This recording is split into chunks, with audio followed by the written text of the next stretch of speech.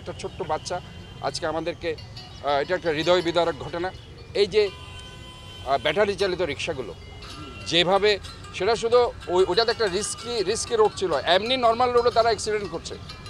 কাজে তারা যত্রতত্র আজকে ঢুকে যেভাবে একটা শহরকে দুর্ঘটনা প্রবণ এলাকায় পরিণত করছে, আমি সিএমপিকে ধন্যবাদ জানাচ্ছি। গতকালকে তারা 1000 অটোরিকশা তাদেরকে আটক করেছে। এইভাবে আইনের প্রয়োগ করতে হবে। এরাই কিন্তু দুর্ঘটনাগুলো ঘটাচ্ছে। ওই দিন ওই ঘটনাটা তারাই ঘটিয়েছে।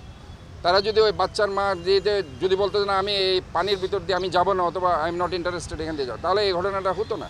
আজকে তারা জোর করে প্যাসেঞ্জার নিয়ে চলে যাচ্ছে। আমি নগরবাসীকেও বলতে চাই, প্যাসেঞ্জারদের বলতে চাই, আপনারা দয়া করে এই ব্যাটারি চালিত রিক্সা গাড়িগুলোকে না চড়ে তাদেরকে অ্যাভয়েড করুন, তাদেরকে অনুৎসাহিত করুন।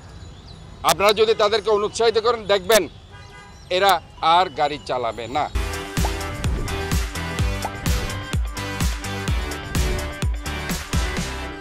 তারা অন্য যানবাহন আপনারা চালাবে।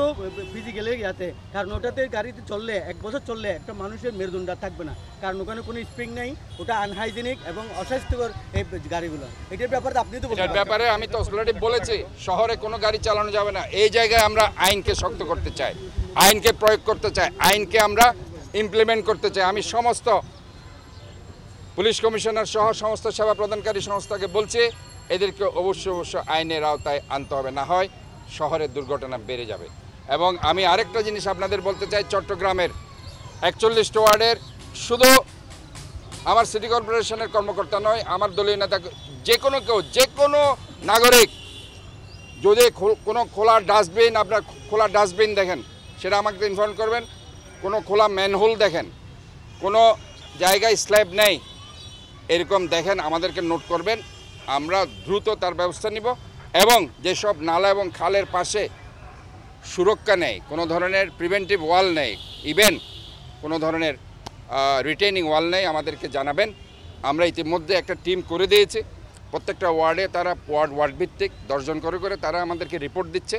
আপনারাও সাংবাদিক ভাইরা, আজকে আমি এইটার মাধ্যমে জানাতে চাই, যে কোনো নাগরিক আমাদের কাছে যদি বলে যে এই খালের পাশে একটা ওয়াল থাকা দরকার জরুরি ভিত্তিতে, যেহেতু এখন আমরা যেহেতু আমাদের কাজ আছে, 21টা খাল নিয়ে আমরা সংস্কার করছি, সিডিএ 36টা খাল করছে, এবং সেই জন্য হয়তোবা পার্মানেন্ট এখন আমরা কিছু করতে পারবো না, কিন্তু দুর্ঘটনা এড়ানোর জন্য যেটা করার বাঁশ দিয়ে হোক কিংবা স্টিল দিয়ে হোক সেটা আমরা করে দিচ্ছি।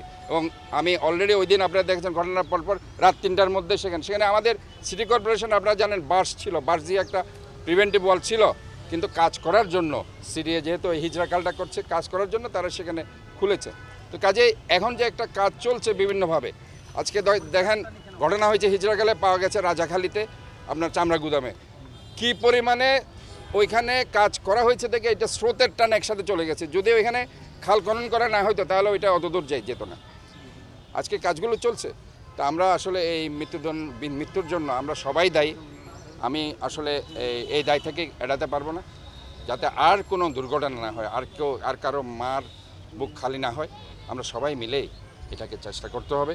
এবং আমি মেয়র হিসাবে নয়, একজন নাগরিক হিসাবে, একজন চট্টগ্রামের আপনাদের সবার সেবক হিসাবে এটা বলতে চাই যে আমরা সবাই মিলে এই শহরটাকে দুর্ঘটনা মুক্ত রাখবো, আমরা শহরটাকে নিরাপদ রাখবো, আমরা সবাই মিলে শহরটাকে যানজট মুক্ত রাখবো এবং একটা ক্লিন গ্রিন হেলদি সিটি করবো আমরা।